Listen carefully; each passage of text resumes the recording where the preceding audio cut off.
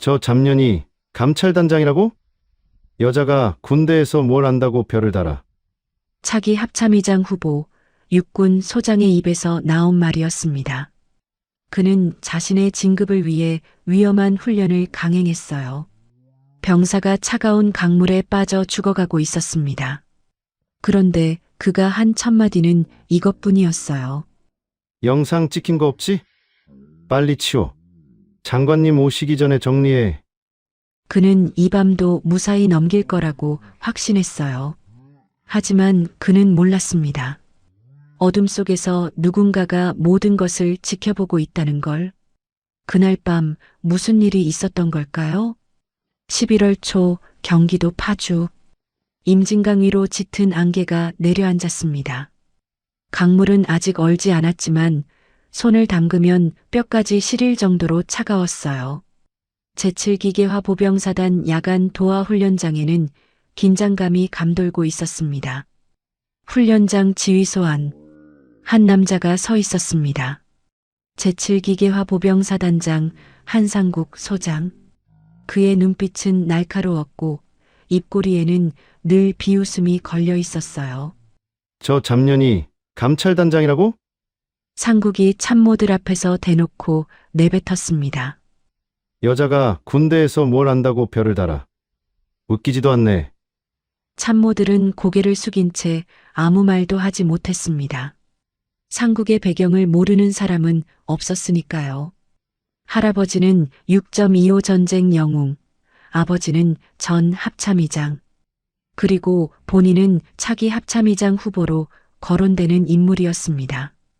오늘 특별감찰단 온다는 소식 없었지? 상국이 날카롭게 물었습니다. 예, 사단장님. 아무런 연락도 없었습니다. 좋아. 그럼 일정대로 훈련 진행해. 사실 이 훈련은 원래 다음 주로 예정되어 있었습니다. 하지만 상국이 일정을 앞당겼어요. 이유는 단 하나.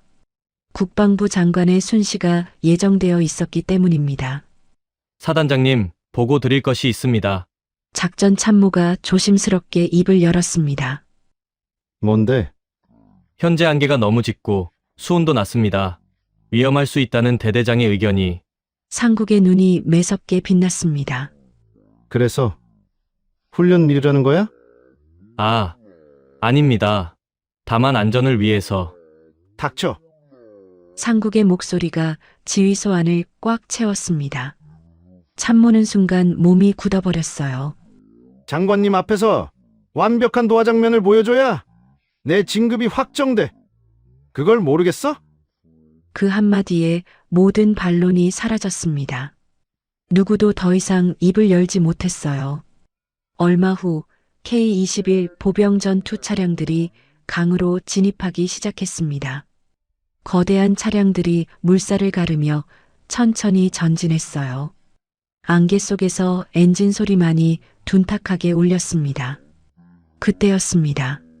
선두 차량이 갑자기 기우뚱했습니다. 부력장치 이상, 부력장치가 작동 안 합니다. 무전기에서 다급한 목소리가 터져 나왔습니다. 차량이 급격히 한쪽으로 기울기 시작했어요. 검은 강물이 해치 틈으로 쏟아져 들어왔습니다. 탈출! 모두 탈출해! 병사들이 패닉 상태로 해치를 밀어 올렸습니다. 차가운 강물이 가슴팍까지 차올랐어요. 한 병사가 급히 뛰어내리다 발을 헛디뎠습니다. 철퍽. 박준서 일병이 차가운 강물 속으로 빠졌습니다. 사람이 빠졌다! 구조 요청! 준서의 몸은 순식간에 저체온증 증상을 보이기 시작했습니다. 입술이 파랗게 질리고 온몸이 덜덜 떨렸어요. 동료들이 간신히 그를 끌어올렸지만 의식은 이미 희미해지고 있었습니다. 상국이 사고 현장에 도착했습니다. 하지만 그의 첫마디는 예상을 완전히 벗어났어요. 이거 영상 찍힌 거 없지? 부하들이 멈칫했습니다. 물에 빠진 병사가 눈앞에서 떨고 있는데 사단장의 관심사는 오직 그것뿐이었습니다. 빨리 치워. 장관님 오시기 전에 정리해. 군의관이 준서의 상태를 보고하려 다가갔습니다. 사단장님, 병사 상태가 심각합니다. 즉시 후송이. 신경 끄고 저 차량부터 건져. 군의관의 얼굴이 굳어졌습니다. 하지만 상국은 아랑곳하지 않았어요. 참모, 예, 사단장님. 사고 보고서 작성할 때 병사 개인 과실로 올려. 그 말에 참모의 손이 미세하게 떨렸습니다. 하지만 거역할 수는 없었어요. 알겠습니다. 상국이 지휘소로 돌아가는 도중 그의 휴대폰이 울렸습니다. 그는 주변을 살피며 전화를 받았어요. 형님, 접니다. 수화기 너머로 굵은 목소리가 들려왔습니다. 방산건은 어떻게 되어가나? 걱정 마세요. 이번 달 안에 잔금 처리됩니다. 좋아. 그리고 장관 순시 잘 치러. 합참의장 자리 거의 확정된 거나 다름없어. 감사합니다, 형님. 전화를 끄는 상국의 입가에 웃음이 번졌습니다. 방금 전 사고 따위는 이미 그의 머릿속에서 지워진 듯 했어요. 하지만 그는 몰랐습니다. 훈련장 구석, 어둠 속에 누군가가 서 있다는 것을. 그 인물은 조용히 스마트폰을 들어 올렸습니다. 화면에는 상국의 모습과 사고 현장이 고스란히 담기고 있었어요. 카메라 렌즈가 희미하게 빛났습니다. 짧은 순간 그 인물의 어깨 위로 계급장이 스쳐 지나갔습니다. 별 하나가 새겨진 준장 계급장이었어요.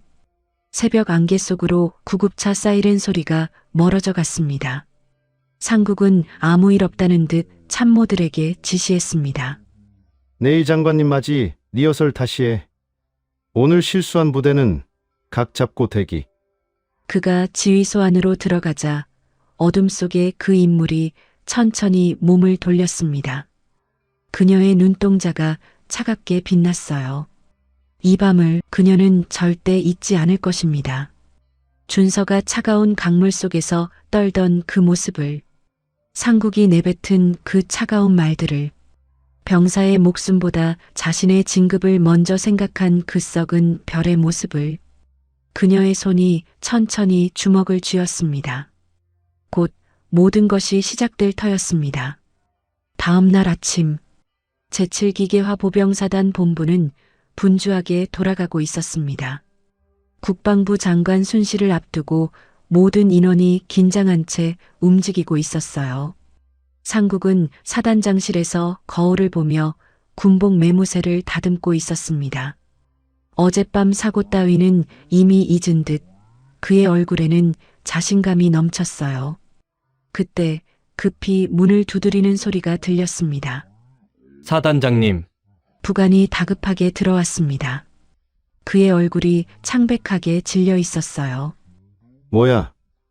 왜 그래? 야전군사령부 특별감찰단에서 나오셨습니다. 상국의 손이 멈췄습니다. 눈빛이 순간 흔들렸어요. 뭐? 연락도 없이? 예, 불시 방문이랍니다. 상국의 미간에 주름이 잡혔습니다. 하지만 곧 표정을 가다듬었어요. 그가 누구입니까? 차기 합참의장 후보 아닙니까? 고작 감찰단 따위에 흔들릴 그가 아니었습니다. 좋아. 내가 직접 맞이하지. 상국이 본부 로비로 내려갔습니다. 그리고 그곳에서 한 여성을 마주했습니다. 검은색 전투복 차림, 단정하게 뒤로 묶은 머리, 40대 초반으로 보이는 얼굴에는 군인 특유의 날카로움이 서려 있었어요. 하지만 무엇보다 눈에 띄는 건 그녀의 눈빛이었습니다. 차갑고 깊고 흔들림이 없었어요. 어깨 위 계급장에는 별 하나가 빛나고 있었습니다. 서진아 준장, 야전군 사령부 특별감찰단장. 상국은 속으로 당황했지만 겉으로는 환한 미소를 지었습니다.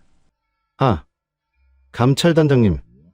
연락을 주셨으면 제가 직접 마중을 나갔을 텐데요. 진아가 담담하게 대답했습니다. 불시 감찰이니까요. 예고하면 감찰이 아니죠. 그 한마디에 상국의 미소가 살짝 굳었습니다. 하지만 금세 다시 표정을 풀었어요. 하하. 그렇죠. 원칙대로 하시는 거군요. 어쨌든 환영합니다. 상국이 악수를 청했습니다. 진아는 잠시 그의 손을 바라보다가 짧게 악수를 받았어요. 그녀의 손은 차가웠습니다. 본부 복도를 걸으며 상국이 슬쩍 진아를 살폈습니다. 참모들 사이에서 수군거리는 소리가 들려왔어요. UDT 출신이래. 여군 최초로 특수전 사령부 작전과장 했다더라. 해군에서 육군으로 왔다는데 배경이 뭐야? 상국의 눈이 가늘어졌습니다. UDT 출신이라. 특수전 부대에서 잔뼈가 굵은 여자. 예사롭지 않은 인물임은 분명했어요. 하지만 상국은 코웃음을 쳤습니다. 아무리 대단해봤자 뿌리 없는 일개준장일 뿐이니까요. 자신의 배경과는 비교도 안 되는 존재였습니다. 사단장실에 들어서자 진아가 단도직입적으로 말을 꺼냈습니다. 어젯밤 도하훈련 중 사고가 있었다고 들었습니다. 상국의 심장이 쿵 내려앉았습니다. 하지만 표정은 태연하게 유지했어요. 아, 그건 경미한 안전사고입니다. 병사 한 명이 실족해서 물에 빠졌는데 바로 구조했습니다. K21 부력장치 오작동으로 차량이 침수되었고 병사 한 명이 저체온증으로 응급후송된 걸로 알고 있는데요. 상국의 눈이 커졌습니다. 어떻게 이렇게 정확히 알고 있는 거지? 어젯밤 일인데 보고서도 올라가기 전인데. 상국의 머릿속이 빠르게 돌아갔습니다. 누군가 정보를 흘린 거야. 내부에 배신자가 있어. 하지만 내색할 수는 없었습니다. 그게 상황이 좀 과장되어 전해진 것 같습니다. 실제로는 사고 보고서를 보여주시죠. 진아가 말을 잘랐습니다. 그녀의 목소리는 차분했지만 거부할 수 없는 무게가 실려 있었어요. 상국이 참모에게 눈짓을 보냈습니다. 참모가 서류철을 건넸어요. 이미 조작된 보고서였습니다. 병사 개인의 부주의로 사고가 발생했다고 적혀 있었죠. 진아가 보고서를 천천히 훑어보았습니다. 병사 개인 과실 흥미롭네요. 그녀가 고개를 들었습니다. 그 병사 지금 어디 있습니까? 직접 면담하고 싶습니다. 상국의 눈썹이 미세하게 떨렸습니다. 감찰단장님, 지금 장관님 순시 준비로 정신이 없습니다. 면담은 다음에. 장관님 순시는 제가 연기 요청했습니다. 상국의 표정이 완전히 굳어버렸습니다. 시간 충분하실 겁니다. 진아의 말에 상국의 속이 부글부글 끓어올랐습니다. 일개준장이 장관 일정을 건드려? 도대체 이 여자 뒤에 누가 있는 거야? 야전군 사령관님께서 직접 허락하셨습니다. 마치 상국의 생각을 읽은 듯 진아가 덧붙였습니다.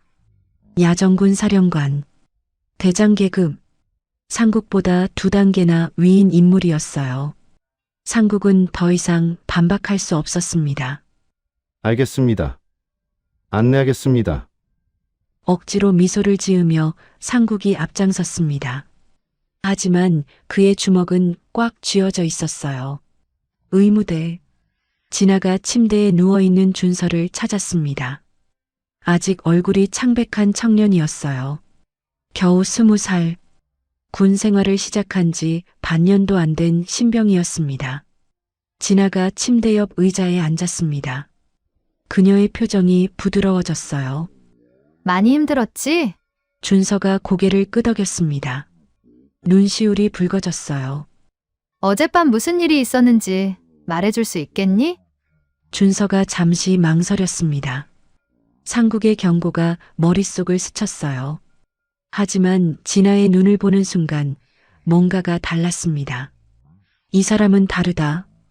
본능적으로 그렇게 느꼈어요. 차량 부력 장치가 처음부터 이상했습니다. 준서가 입을 열었습니다. 정비병들도 알고 있었어요. 점검했을 때 이상 징후가 있었다고요. 그런데 왜 훈련을 강행했지? 사단장님이 일정 못 바꾼다고 하셨습니다. 장관님 순시에 맞춰야 한다고요. 그냥 출발하라고 하셨어요. 진아의 눈빛이 차갑게 빛났습니다. 하지만 준서 앞에서는 따뜻함을 유지했어요. 다른 병사들은 어떻게 됐어? 다행히 다들 무사하긴 한데 제 동기 하나가 물에 빠질 때 어깨를 다쳤어요. 근데 사단장님이 사고 없었던 걸로 하라고. 준서의 목소리가 떨렸습니다. 진아가 그의 손을 잡았습니다.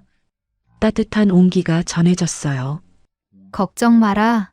내 잘못이 아니야. 준서의 눈에서 눈물이 흘러내렸습니다. 군대에 와서 처음으로 누군가에게 위로받는 기분이었어요. 의무대를 나온 진아의 표정은 완전히 달라져 있었습니다. 부드러웠던 눈빛은 사라지고 날카로운 감찰관의 얼굴로 돌아왔어요. 그녀의 속에서 뜨거운 분노가 타오르고 있었습니다. 같은 시각 상국은 참모실에서 폭발하고 있었습니다. 전현이 뭔데 감히 내 사단에 와서 행패야? 책상 위의 물건들이 바닥으로 쏟아졌습니다. 당장 알아봐. 뒤에 누가 있는지, 약점은 뭔지. 참모들이 후다닥 뛰어나갔습니다.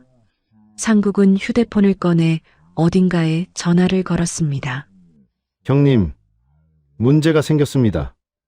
수화기 너머에서 낮은 목소리가 들려왔습니다. 무슨 일이야? 서진아라는 년이 감찰을 나왔는데 보통이 아닙니다. 어젯밤 사고까지 다 알고 있어요. 잠시 침묵이 흘렀습니다. 걱정 마. 그 여자 뿌리 없는 UDT 출신이야.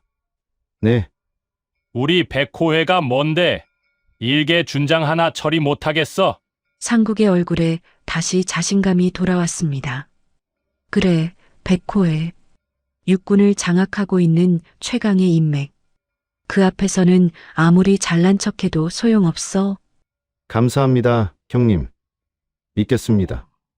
전화를 끄는 상국의 입가에 비릿한 미소가 번졌습니다. 한편 사단을 나서는 진아의 귀에 이어폰이 꽂혀 있었습니다. 예상대로야. 그녀가 낮은 목소리로 말했습니다.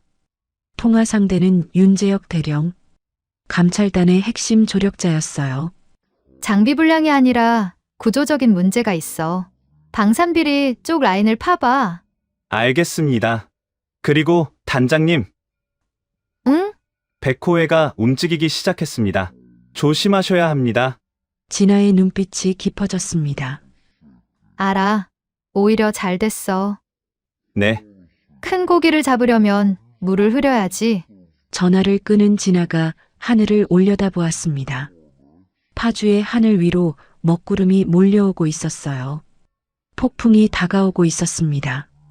그리고 그 폭풍의 중심에는 바로 그녀가 서 있었습니다. 진아가 사단을 떠난 다음 날, 상국은 새벽부터 움직였습니다. 잠을 거의 자지 못한 얼굴이었지만 눈빛만은 도끼로 가득 차 있었어요. 지금부터 내 명령에 집중해. 참모들이 긴장한 채 도열했습니다. 사단, 전선망 외부 접속 전면 차단. 모든 문서 보안 등급 최상위로 올려. 알겠습니다. 정문, 후문에 경계병력 2배로 증원해. 그리고 상국의 눈이 차갑게 빛났습니다. 감찰단 차량은 내 승인 없이 절대 출입 금지야. 알겠어? 참모들이 일제히 고개를 숙였습니다. 상국은 거기서 멈추지 않았습니다. K-21 정비 일지, 장비 납품 내역서를 전량 소각하라고 지시했어요. 불량 장비를 납품한 방산업체 동진테크와의 통화 기록도 모두 삭제시켰습니다. CCTV 서버는? 포맷 완료했습니다. 좋아. 상국의 입가에 비릿한 웃음이 번졌습니다. 증거만 없으면 돼. 아무리 날뛰어봤자 증거 없으면 끝이야. 하지만 한 가지가 더 남아 있었습니다. 박준서 일병. 오늘 당장 GOP로 전출시켜. 가장 오지로. 참모의 얼굴이 굳어졌습니다. 아직 완전히 회복도 안 된 병사를 최전방으로 보내라니. 하지만 반박할 수는 없었어요. 알겠습니다. 상국은 창밖을 바라보며 중얼거렸습니다. 어디 한번 해보자. 서진아. 같은 시각 야정군 사령부 감찰단 본부. 재혁이 급히 진아에게 보고했습니다. 단장님, 사단이 완전히 문을 걸어 잠갔습니다. 뭐, 전산망 접속 차단, 문서 보안 강화, 출입 통제까지 정상적인 방법으로는 진입이 불가능합니다. 진아의 미간이 좁혀졌습니다. 박준서 병사는 오늘 아침에 GOP로 긴급 전출됐습니다. 진아의 주먹이 꽉 쥐어졌습니다. 아직 다 낫지도 않은 아이를 최전방으로 보내다니. 상국의 비열함에 속이 부글부글 끓어올랐어요. 어떻게 하시겠습니까? 재혁의 질문에 진아가 잠시 눈을 감았습니다. 정문이 막혔어. 후문도 막혔어. 정상적인 길은 없어. 그녀의 눈이 번뜩 떠졌습니다.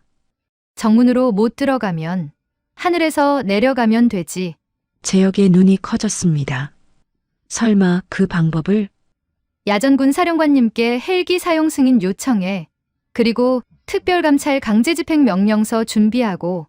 정말 하시려고요? 진아가 재혁을 똑바로 바라봤습니다. 저 안에 진실이 있어.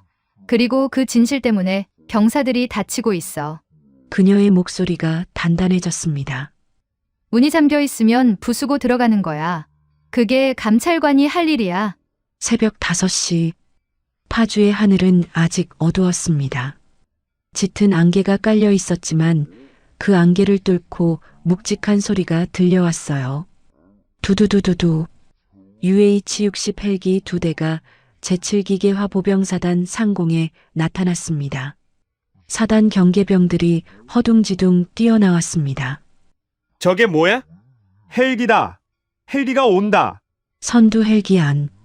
진아가 로프를 잡고 서 있었습니다. 전투복에 방탄조끼, 헬멧까지 완전 무장한 모습이었어요. 그녀의 뒤에는 헌병 특임조 20명이 대기하고 있었습니다. 강화 준비. 진아의 목소리가 헬멧 마이크를 통해 울려 퍼졌습니다. 목표는 행정동. 착지 후 전산실로 직행한다. 헬기가 사단 행정동 옥상 위에서 호버링했습니다. 강한 바람이 휘몰아쳤어요. 진아가 먼저 로프를 잡았습니다. 그녀의 손에는 망설임이 없었어요. UDT 시절 수백 번 반복했던 동작, 몸이 기억하고 있었습니다. 스르륵. 진아가 로프를 타고 내려갔습니다. 뒤이어 특임 조원들이 연달아 하강했어요. 불과 30초 만에 전원이 옥상에 착지했습니다. 돌입. 진아의 짧은 명령과 함께 특임조가 건물 안으로 들어갔습니다. 전산실험. 담당 부사관이 길을 막아섰습니다. 여기는 통제구역입니다. 출입이. 진아가 명령서를 들어보였습니다. 군감찰법 제12조에 의거한 강제집행이다. 비켜. 부사관의 얼굴이 새하얗게 질렸습니다. 야정군 사령관 직인이 찍힌 명령서를 거부할 수는 없었어요. 전산실 문이 열렸습니다. 진아가 안으로 들어서는 순간 그녀의 표정이 굳어졌습니다. 서버들이 있어야 할 자리. 하지만 화면에는 아무것도 없었어요. 이미 포맷된 상태였습니다. 하지만 진아의 입가에 희미한 미소가 번졌어요. 그녀가 발밑을 가리켰습니다. 백업 서버는 지하 2층이야. 재해복구용. 그건 못 지웠을 거야. 지하 벙커. 콘크리트 벽으로 둘러싸인 좁은 공간에 서버렉이 줄지어 있었습니다. 먼지가 쌓여 있는 것으로 보아 오랫동안 손대지 않은 곳이었어요. 기술 담당관이 서버에 접속했습니다. 단장님, 데이터 복원 가능합니다. 진아의 눈이 빛났습니다. 화면에 파일들이 하나씩 떠올랐어요. K21 부력장치 납품 내역. 정상 단가의 3배로 계약되어 있었습니다. 동진테크 대표와 상국 아버지의 골프 사진. 해외 송금 내역. 최근 3년간 사단 내 장비 고장 사고 은폐 목록. 진아의 손이 떨렸습니다. 분노 때문이었어요. 이것 때문에, 이 돈 때문에 병사들이 위험에 노출되고 다치고 아픔을 숨겨야 했던 거야. 전부 복사해. 알겠습니다. 그때 전산실 밖이 소란스러워졌습니다. 비켜! 다 비키라고! 상국이었습니다. 얼굴이 불그락 푸르락 달아올라 있었어요. 아침에 헬기 소동 보고를 받고 허겁지겁 달려온 것이었습니다. 전산실 문을 박차고 들어온 상국이 진아와 마주쳤습니다. 감히 내 사단에서 이게 무슨 짓이야. 상국의 고함이 전산실을 가득 채웠습니다. 진아가 천천히 몸을 돌렸습니다. 그녀의 눈빛은 한없이 차가웠어요. 국민의 세금으로 운영되는 사단입니다. 뭐, 당신 사유물이 아니에요. 상국의 얼굴이 일그러졌습니다. 너 같은 게 뭔데? UDT 출신이 뭐 대단해? 배경도 없는 것이. 진아가 한 발 앞으로 나섰습니다. 그녀의 목소리가 낮고 단단하게 울려 퍼졌어요. 저는 야전군 사령부 특별감찰단장 서진아 준장입니다. 그래서? 지금부터 제7기계화보 병사단장 한상국 소장의 지휘권을 정지합니다. 상국의 얼굴이 흑빛으로 변했습니다. 혐의는 방산비리 연루, 안전사고 은폐, 직권남용. 진아가 손짓하자 헌병들이 상국을 둘러쌌습니다. 지휘권 정지? 나를 누가 건드려? 상국이 발악했습니다. 하지만 이미 늦었어요. 감히 내가 누군지 알아? 내 아버지가 누군지 알아? 상국의 절규가 복도에 울려 퍼졌습니다.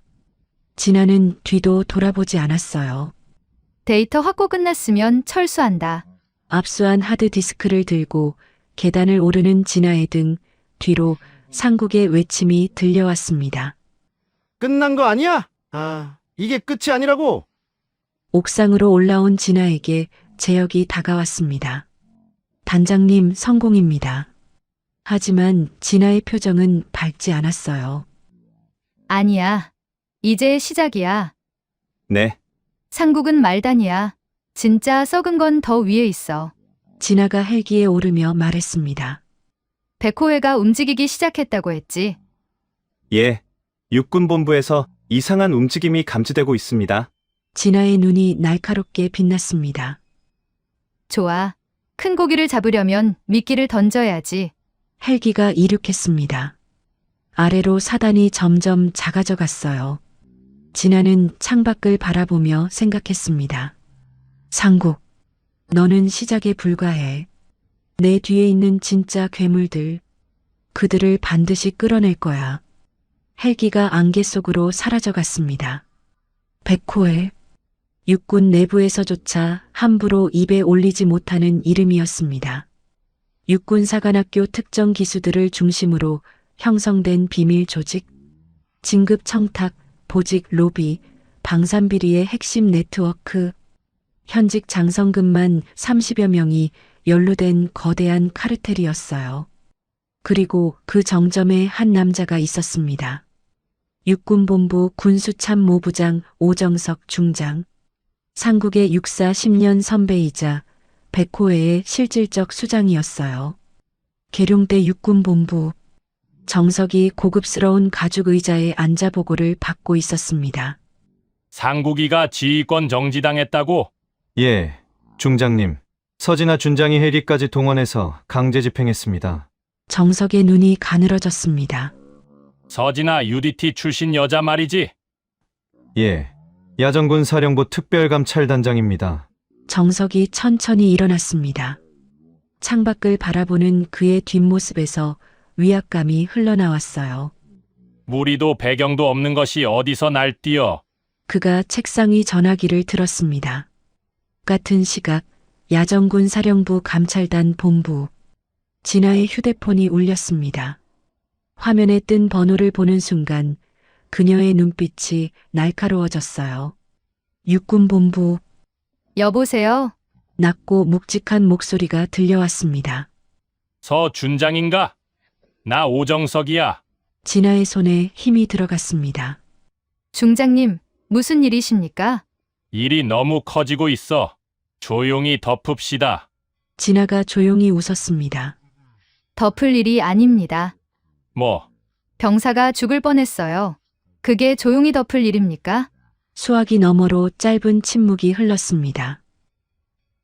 서 준장, 중고하는데 선 넘지 마. 저는 제 일을 할 뿐입니다. 그래? 그럼 어디 한번 해봐.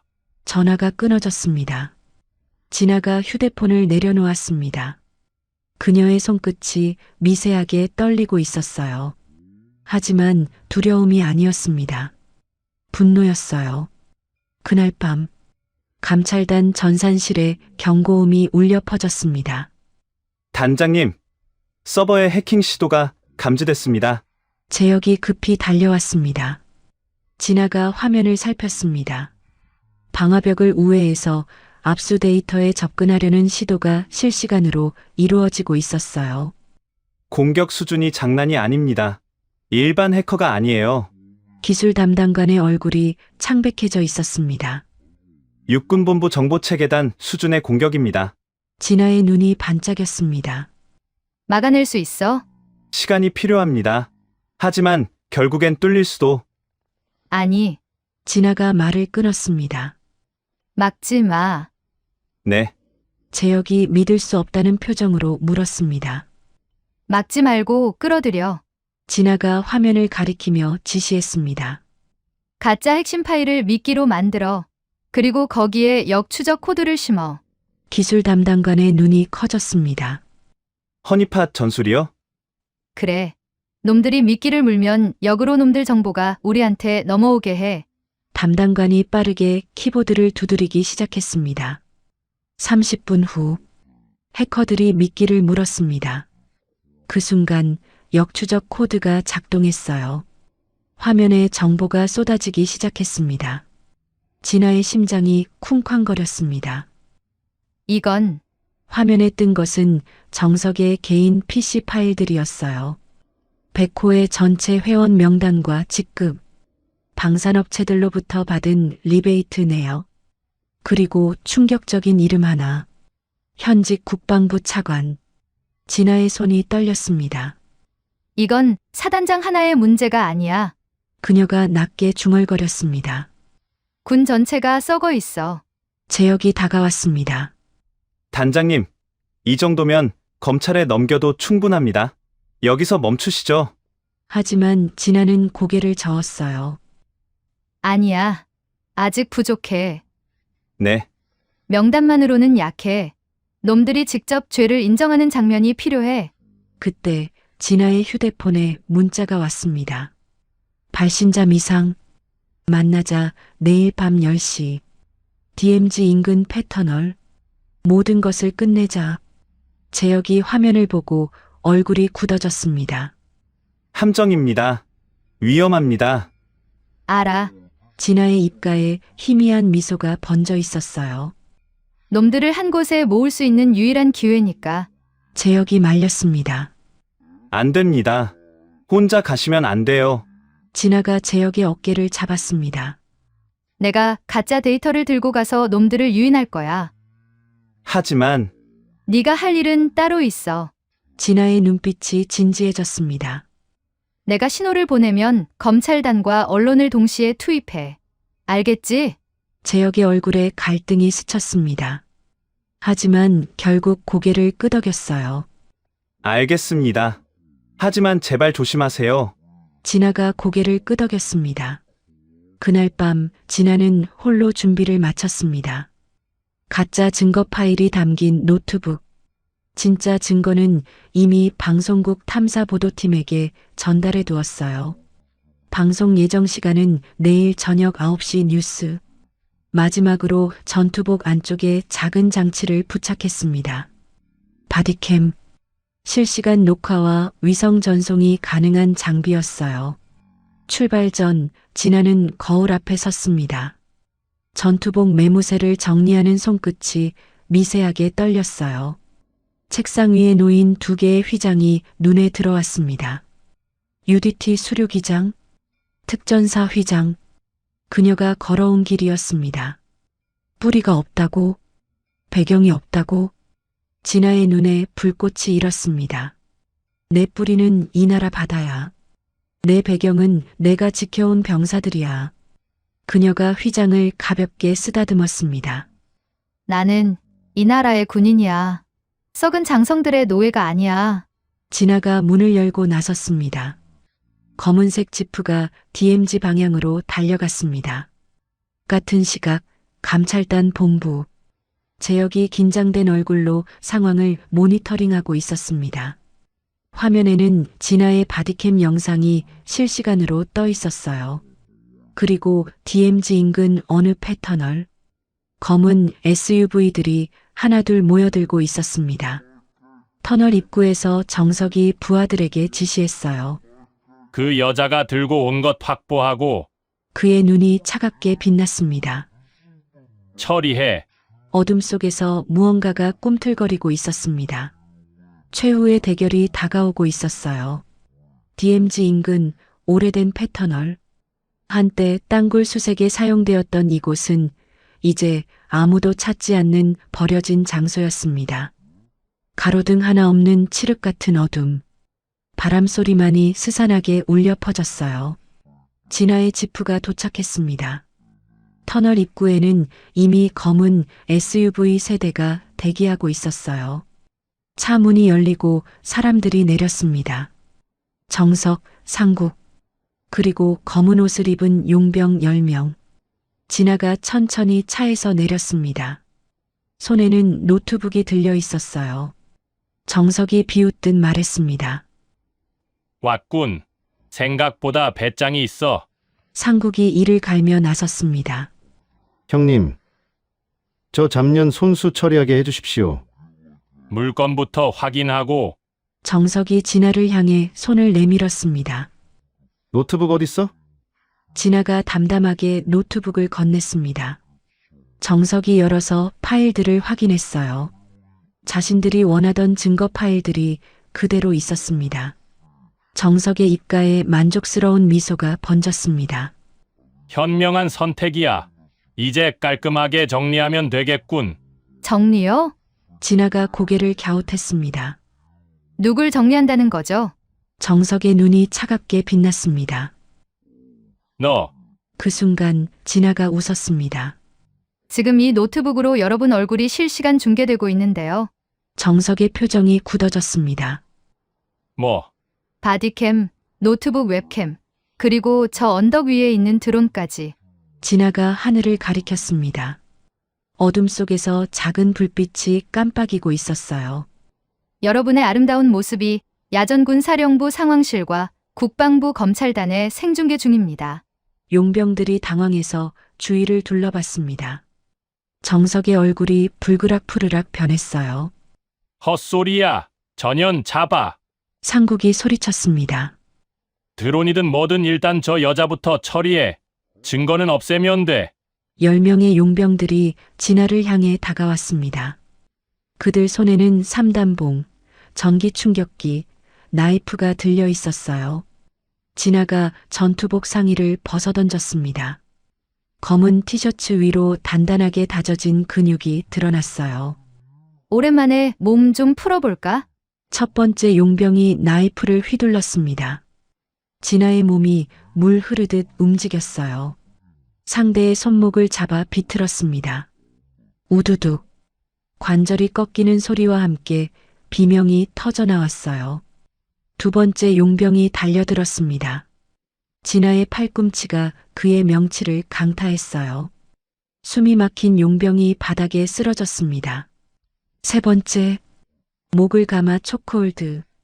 몇 초 만에 의식을 잃었어요. UDT 시절 연마한 크라브마가와 해상 근접 전투술. 진아의 몸은 무기 그 자체였습니다.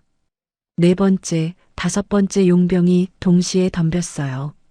진아가 낮게 몸을 숙이며 한 명의 무릎을 걷어찼습니다. 비틀거리는 순간 다른 한 명의 턱에 정확한 어퍼컷이 들어갔어요. 여섯 번째가 삼단봉을 휘둘렀습니다. 진아가 팔로 막아내며 동시에 상대의 목에 팔꿈치를 내리꽂았어요. 퍼 어둠 속에서 둔탁한 소리가 연달아 울렸습니다. 4분. 불과 4분 만에 10명의 용병이 전부 바닥에 쓰러졌어요. 진아의 숨이 약간 거칠어졌지만 눈빛은 여전히 또렷했습니다. 상국이 겁에 질려 도망치려 했습니다. 진아가 그의 다리를 걸었어요. 상국이 얼굴부터 바닥에 처박혔습니다. 으악! 어딜까? 아직 안 끝났어. 이제 남은 건 정석뿐이었습니다. 정석의 손에 권총이 들려 있었어요.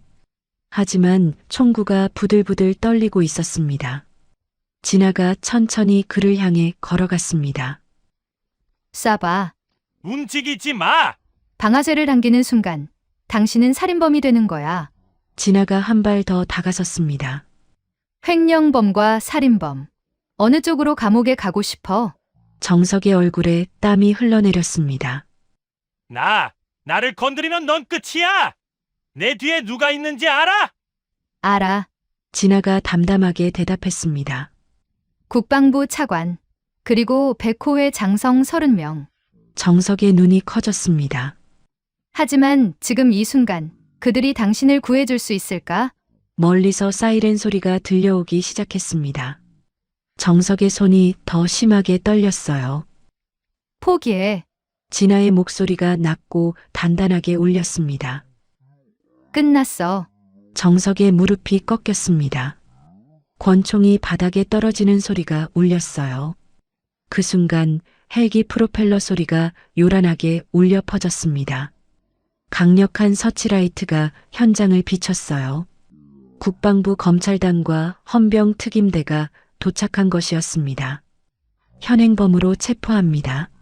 정석과 상국이 수갑에 채워졌습니다. 같은 시각 저녁 9시 뉴스. 전국의 TV에서 긴급 특보가 나왔어요. 육군 비밀 조직 백호의 대규모 방산비리 연루. 현직 장성 23명 포함 국방부 차관까지 연루 정황. 온 나라가 충격에 빠졌습니다. 6개월 후 백호에 관련 장성 23명이 불명예 전역하거나 구속되었습니다. 상국은 징역 12년, 정석은 징역 15년을 선고받았어요.